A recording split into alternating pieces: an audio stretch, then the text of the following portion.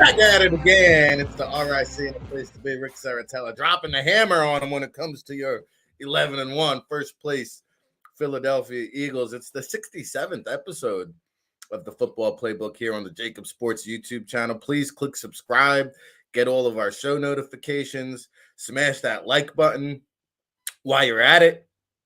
Show some love to the great sponsors. It's all brought to you by Ocean Casino Resorts in Atlantic City. And I see we've got the roll call, Paisan, Richard Rosania, representing East Hanover. We got Jersey Shore, Ortley Beach, Cherry Hill. I saw Dallas, Texas. We got some invaders in the chat room. I saw Virginia Beach. Much love to VA. And yeah, let's welcome in our next guest, representing Philadelphia, Glenn Erby here on the Football Playbook. Glenn, good morning. How are you today? Good morning, Rick. How you feeling? Good, man. Always appreciate the time. Let's get into it. The chat room is chomping at the bit. They want injury updates. They want to know who's healthy, who's going to buckle up, who's going to suit up this Sunday. And Quez Watkins seems to be the most glaring one that we don't know too much about.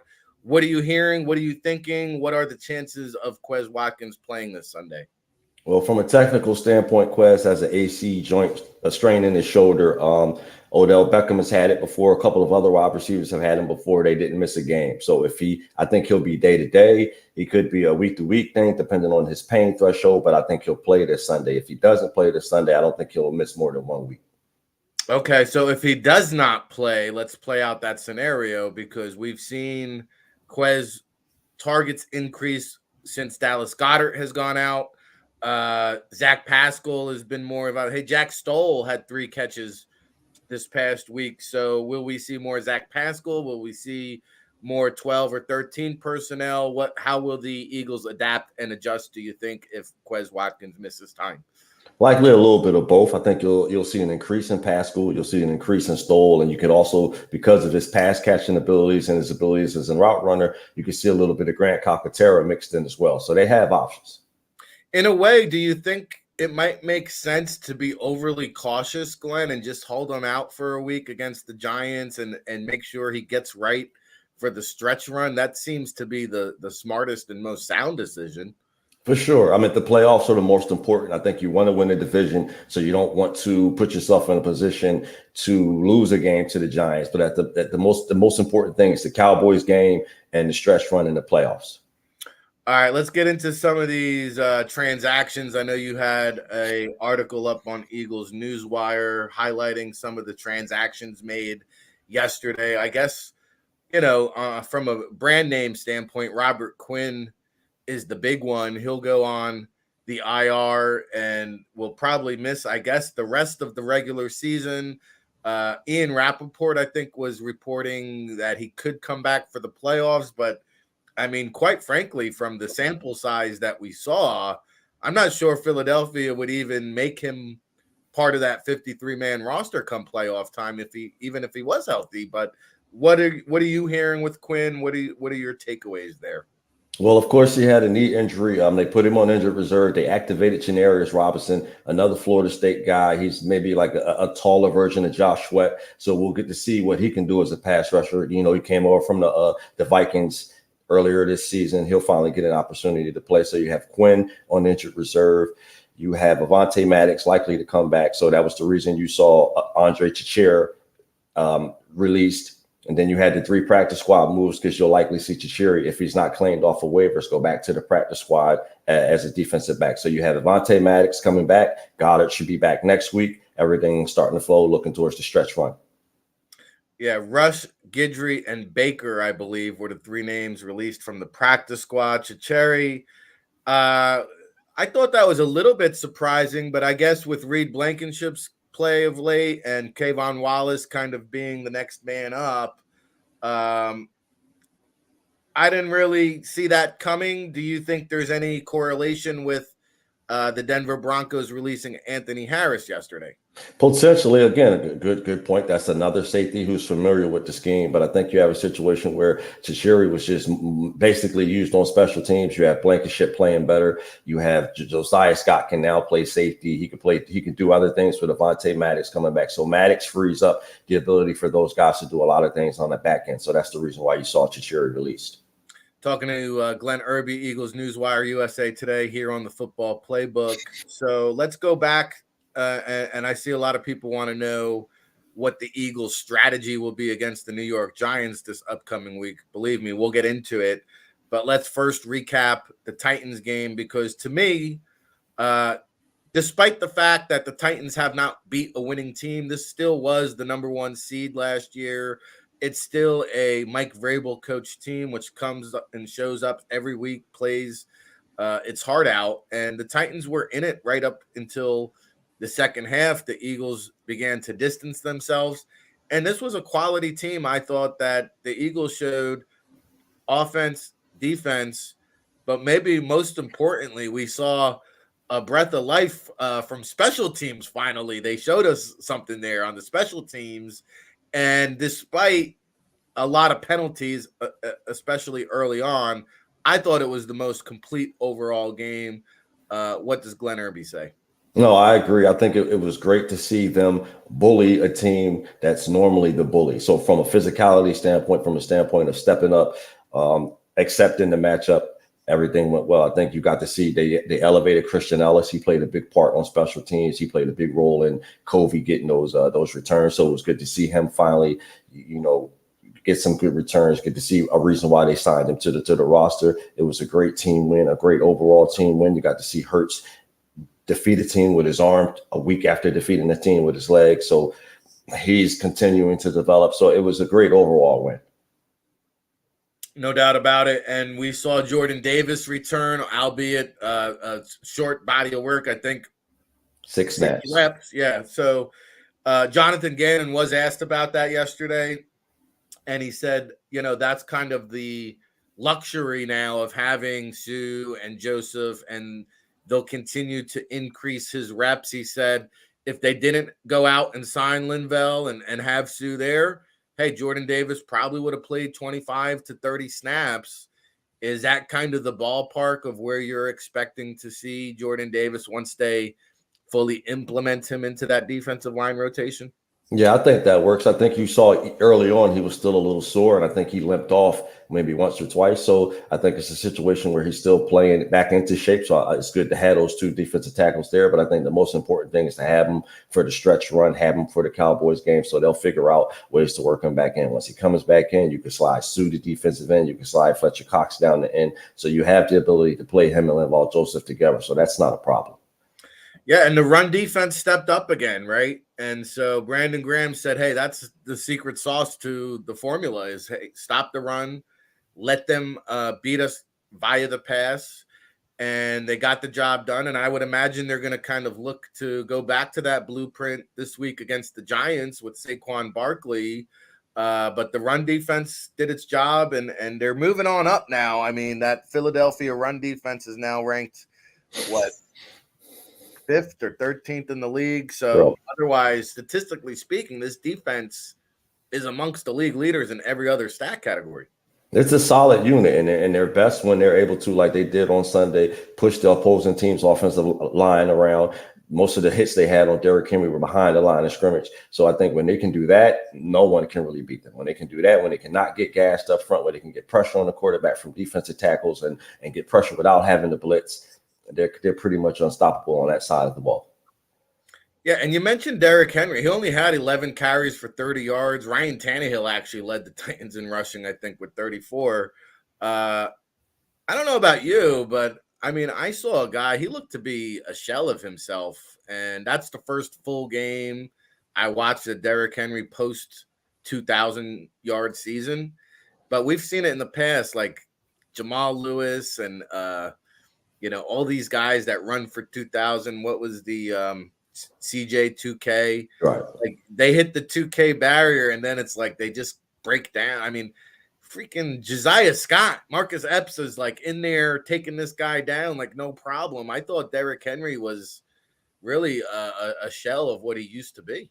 Well, he took responsibility himself, even though the offensive line struggled. After the game, he took responsibility and put that loss on the shoulders, from a production standpoint. But it's hard to be productive, like I said, when you got defensive tackles and you got different guys in the backfield. You had safeties, linebackers getting tackles for loss. So the Eagles did a really good job of being physical. I think they got tired of hearing about Derrick Henry potentially running all over them, and I think they stepped up, took that challenge on. And I think from Brandon Graham, Josh Sweat, Cox, Hargrove, like it was a team effort, and the effort was, if you were going to beat us, it was going to have to be through the air, but it wasn't going to be Derrick Henry running for 180 yards, 200 yards, or something like that. So I think from an overall team defensive standpoint, he was the mission, and they got it accomplished. Yeah, and Brandon Graham even said, I think after the game, he's like, listen, man, I'm tired of hearing about it. I'm tired of hearing about we can't stop the rush and King Henry this and King Henry that. And he said it was just a mentality and an attitude that they brought to the table. And as we shift gears and kind of preview this Giants matchup, it's a mentality and an attitude, as we just alluded to, is going to have to carry over. And I see some guys in the chat room, and Saquon, he lit up the Titans for $163, and the Titans have a good run defense. But the last couple games, the Giants offense is kind of faltered here a little bit in recent games, and Saquon, he came out of the gates like a gangbuster and was ripping off big chunks of yardage, but the last few weeks not so much. However, with that being said, I still think the key to stopping the Giants at least is going to be stack the box, let Daniel Jones beat you through the air, and if he does, great, so be it. But I think they're going to take their chances that away. Correct. That'll be their approach. I think you'll stuff the box. I think they'll play it the same way they played the Titans, force Daniel Jones, Darius Slayton, and guys like that to make plays on the outside against, James Bradbury and Darius Slay. You have Maddox coming back, so they'll have the slot covered up. So I think from that standpoint, you'll see them play three across with their defensive backs. You'll see the two safeties in the back, and you'll see them play them straight up from a standpoint of stopping Barkley and stopping him from doing what he needs to do. Yeah, and surprisingly, like, the Eagles have not faced a lot of the quote-unquote dual threat quarterbacks this year. Daniel Jones brings that ability, that threat to the offense. And I guess, Kyler Murray would be the other kind of matchup where maybe the Eagles had to kind of game plan or prepare for that kind of running quarterback. Any concerns with Daniel Jones beating you off of the RPO play action? I mean, that's something. Do the Eagles need to put a spy on Daniel Jones there? How do you kind of game plan for that? Not necessarily a spy, but I think you had to be cognitive of the fact that he will keep the ball. I think last year and in 2020, you had instances where on RPOs, he got long runs, I think 40 or 50-yard run. So I think from that standpoint, even as you're rushing off the edge, you make sure you equate for him, you make sure you account for him. You don't necessarily need to spy for him, but he is athletic and he will keep the ball. And he has done that against the Eagles. So that is a really good point. Yeah, at times, even earlier in the season, it looked like they were almost running the wishbone. And, right. I have not witnessed it, but I have heard at times the Giants will have offensive alignments where they have 8 offensive linemen on the field, which, we'd have to tune into the Army-Navy game this weekend to see something like that. But, all right, well, let's go over to the other side of the ball, because I know the fans are asking, hey, should we be running the ball? Should we be passing the ball? We'll get into Jalen Hurts and the chameleon ways that he attacks teams. But I see here the Giants actually have the 6th best rushing defense, but the 28th ranked passing defense. So I guess this is it could be another repeat performance for Jalen Hurts through the air this week.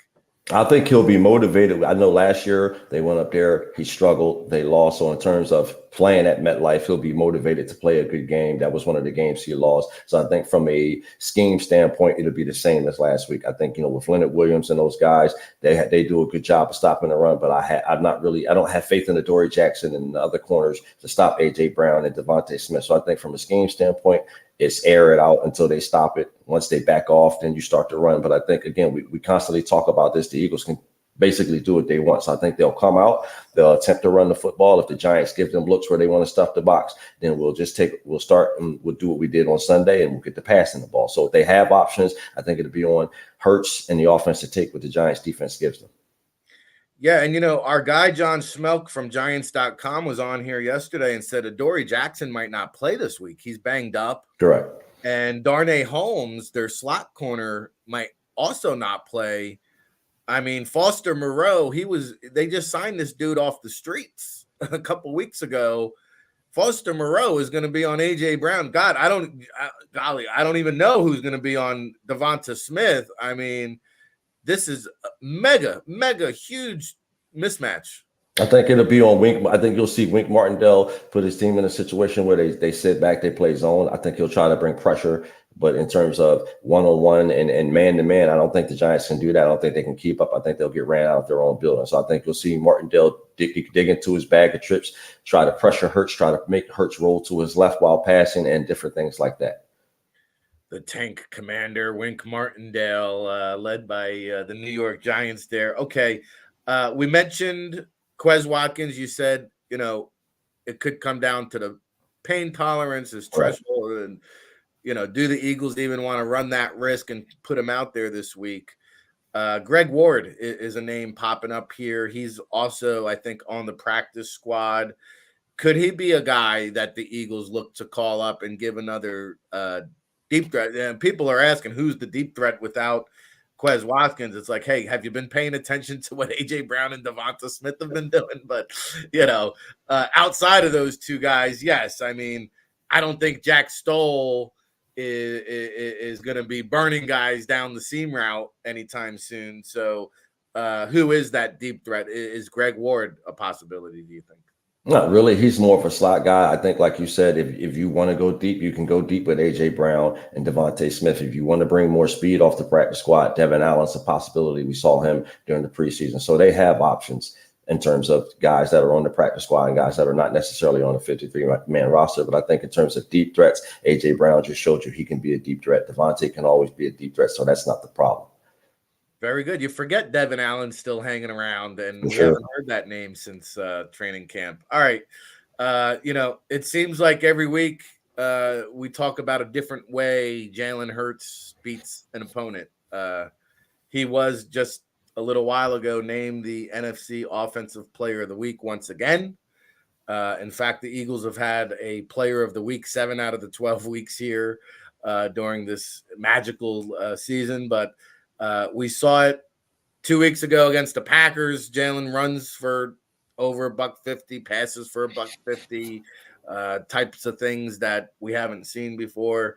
And then this past week, 29 of 39, 380 yards, 3 touchdowns. And I am now a believer that Jalen Hurts is the best deep ball thrower in the NFL. I mean, he is putting these deep balls in the breadbasket, like 40 yards, dropping dimes. We saw it with AJ Brown. We saw it with Devonta Smith. We saw it with Quez Watkins. I mean, I'm telling you, I don't know what this man has to do to earn some kind of respect out there, but how he's not the front runner for the MVP conversation is mind-blowing. It's just mind-boggling to me. And I thought, with Patrick Mahomes losing the way he did to Joe Burrow, Tua couldn't get it done this past week against the 49ers. I don't know. I haven't checked the latest odds down there at the Ocean Casino Resorts, but to me, Jalen Hurts should be the odds-on favorite, no? For sure, and I think it'll play out that way. I think you have your media and you have your guys in the voting process who can't get off Mahomes. I think I did something yesterday where you compared their stats, and they're comparable. Mahomes has a few hundred more passing yards, but he's not the runner that Hurts is. So I think from a standpoint of being able to go out there, play the game, he's playing it efficiently. He's seeing everything. He's not being confused. He's making long, deep balls look like handoffs the way he's dropping them in there. So I think you'll see. This week, he'll play well. That's the division game. He plays well against the Giants. You put him up there some more. The Bears, we may not count that, but you'll get to see him duel with Justin Fields. And then I think that Cowboys game is the game that can really put the stamp on it for him season and pushing past Mahomes and other guys. So I think it's just about being patient. He's still continuing to earn his respect. He's still continuing to push past some of the media pundits, but I think he'll be there in the end in terms of MVP votes and things like that. Yeah, and he won Player of the Week, which, by the way, he sat out almost the entire fourth quarter. He sat out the last 10 minutes of the game and still won. Correct. So he should be on pace to win Player of the Month if things go correctly. So I think at the end, especially when you have the Cowboys coming up, he plays good. He plays good at AT&T Stadium. He comes out there to win. He'll be in the MVP race. Yeah, since week 5, it says he's got 16 touchdown passes and just 1 interception. His interception ratio now is 1 every 58 attempts. That is, I think, the 5th or 6th best interception ratio in NFL history, Glenn. For sure. He's efficient. Like we talked about it before, he never makes negative plays, so you don't have to sit around and worry about being in 3rd and longs or things like that. He's utterly efficient. He spent the offseason working on his throwing mechanics, so we can't talk about that no more. He's reading, he's seeing the field, he's throwing the ball across the middle, he's throwing the ball deep. So there's really nothing we could talk about. It's just about him continuing to develop, continuing to win games, and to get that new deal. Yeah, that new deal is going to be something, and it'll continue to be a storyline as we count you down on the Football Playbook. Glenn Erby joining us each and every Wednesday here, Eagles Newswire USA Today. Let me ask you about just the NFC picture. We mentioned the Giants. They tied the Commanders, and the look of disgust on both sidelines as time expired. But we really didn't get any clarification in terms of after the Eagles and Cowboys.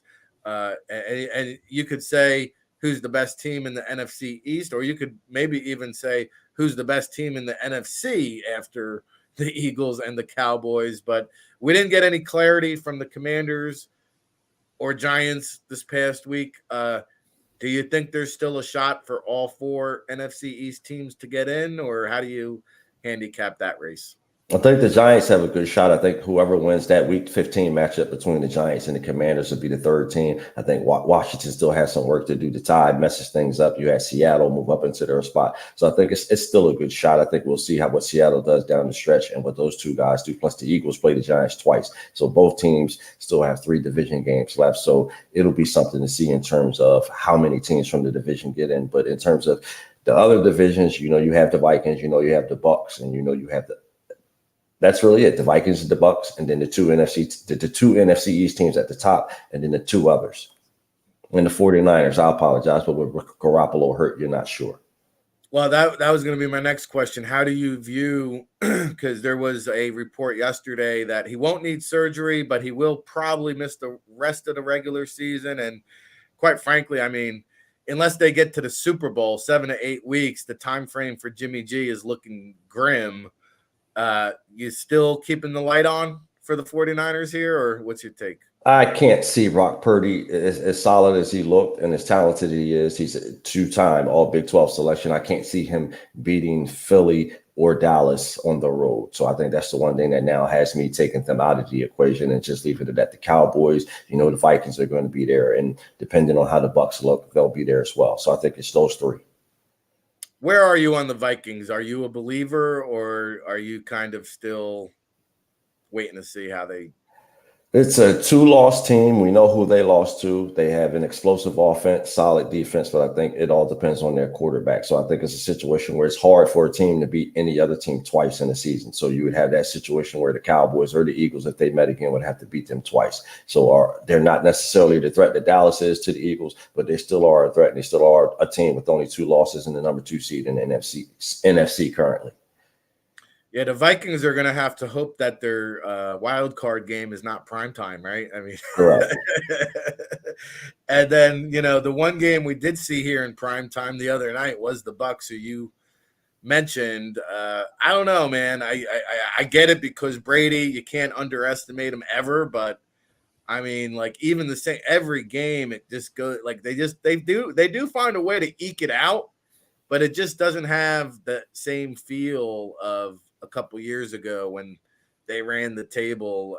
I guess we'll keep them in the mix there, but I don't have a lot of confidence in those Bucs. They're a talented team, but I don't think they're not as scary anymore. And especially from our perspective, with the corners we have, you don't really worry about Godwin or Mike Evans just running away from Slay or Bradbury. So from that standpoint, it'd be a pitch and catch type of game, and I think that works in the Eagles' favor. So it's not the same team it was last year. This is definitely not the same Jalen Hurts. So I think from a fear factor, they'd have to come to Philadelphia and win again. We're not really worried about them either. So I think at this point, it's just about Dallas and Minnesota. All right, fair enough. Let me ask you just quickly here before we let you go, your thoughts on the AFC picture. Give us a Glenn Erby snapshot in terms of who are your contenders there in the AFC. How would you kind of rank them?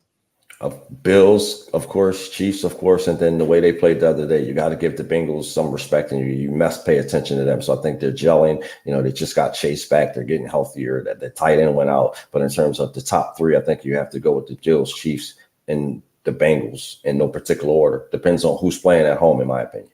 Yeah, good one. Yeah, I think the Bengals might be the best team today. I just wonder if they're kind of peaking too early. Peaking too early. Yeah, I think they might be. As you know, the NFL is all about who gets hot come playoff time, and the Bengals are getting a little too hot too early. It'll be a long journey to sustain that kind of play the rest of the way, but we shall see. It's been that kind of tipsy-turvy season in the NFL, and if you're looking for great Eagles content and coverage, of course, Eagles Newswire, USA Today. The cover 2 is the Twitter handle. Give them the website and where to find all your great content, Glenn. Oh, man, appreciate you, Rick. EaglesWire.usatoday.com. You can find me on social media at the cover 2 NFL. And this week, we're just talking about the rivalry with the Giants and previewing the next couple of weeks and how the NFC is going to shake out. All right, Glenn. Always appreciate the time, my man. We'll see you next Wednesday. Appreciate you, Rick. Thank you, man. All right, there you have it. Glenn Erby, always dropping gems on them here on the Football Playbook each and every Wednesday. It's hump day here to get you through your midweek blues. And we're going to take a quick commercial break. When we come back, Kayla Santiago from Delmarva Sports will join us. And somebody's dropping a rumor in the chat room saying that Pro Football Talk is mentioning the Philadelphia Eagles as a potential destination for Odell Beckham Jr. I will dig into it during the commercial break, and we'll come back and discuss right after this.